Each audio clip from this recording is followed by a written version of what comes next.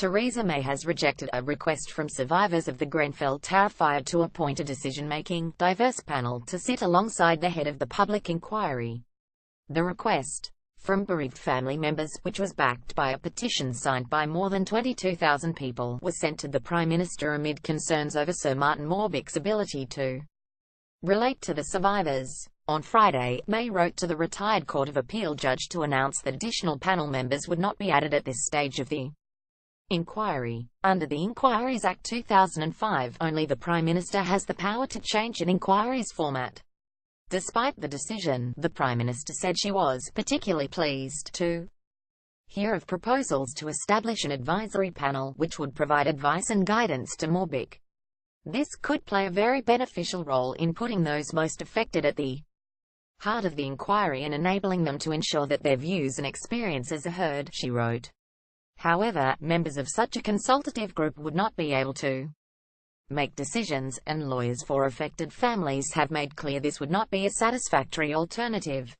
The move has provoked outrage from representatives of the survivors, who have 14 days to formally request a judicial review of the Prime Minister's decision.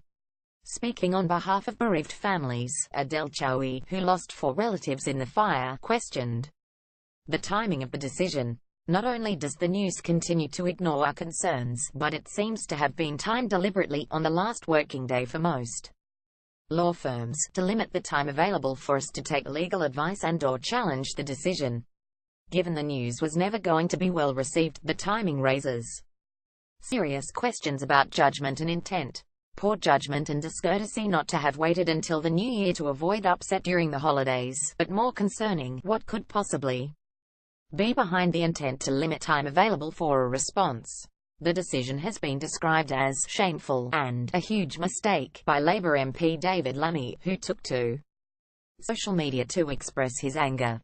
David Lammy: this is a huge mistake. This will further damage an inquiry that has already got off to a shaky start.